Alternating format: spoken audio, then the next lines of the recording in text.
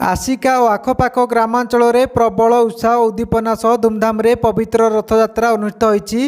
यह उपलक्षे सबु स्थान में प्रभु जगन्नाथ मंदिर में भक्तों मध्य हर्ष उल्लास परिलक्षित होती। आसिकार सुनम साही, सान मुनि साही, खमेश्वर पाटणा, कालसंडपुर, नालबंटा, चीनी शिल्प नुआगाँ, दामोदरपल्ली भली अनेक ग्राम जगन्नाथ मंदिर में पारंपरिक रथयात्रा अनुष्ठित हो जाएगी। प्रातः कालू विभिन्न जगन्नाथ मंदिर में ठाकुरों देवनीति समापन पर अपराह्न 4टार चतुर्था मूर्ति को रथारूढ़ कराइथिला। ग्रामवासी श्रद्धालु भक्तों ग्रहण में घंट घंटा शंख और काहाली संकीर्तन नाम कीर्तन एवं भजन दल ग्रहण में ठाकुरों को रथारूढ़ करा।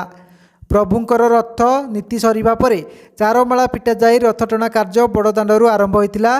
सहरर सुनाम साही रे अनुष्ठित प्रमुख यात्रा रे मंदिर मैनेजमेंट कमिटी ट्रस्ट नारायण मुनि और अन्य सभ्यों तत्वावधान में आयोजित होइतिला। आसिका विधायक शरद पाढ़ी मुख्य अतिथि भाव जोगदे रथटणार शुभारंभ करथिले। सेहीपरि तहसीलदार संगीता सेन, एनएससी कार्यनिर्वाही अधिकारी राजेंद्र कुमार महापात्र, आसिका थाना भारप्राप्त अधिकारी कुलमणि सेठी, अतिरिक्त तहसीलदार अमरेश सावत, टीपीसीडीएल इंजीनियर राकेश पात्र, समाजसेवी सत्यनारायण स्वाई समेत बहु विशिष्ट व्यक्ति रथटଣା बेले उपस्थित थिले। पुलिस प्रशासन, अग्निशम और विद्युत विभाग कर्मचारी उपस्थिति सह श्रद्धालु भक्तों हरिबोल हुलहुली रथटଣା होई संध्या सुधा गुंडीचा मंदिर में रथ पहुंचीथिला। रथ उपरे तीन ठाकुरों दर्शन पर प्रबल भिड़ परिलक्षित होइथिला।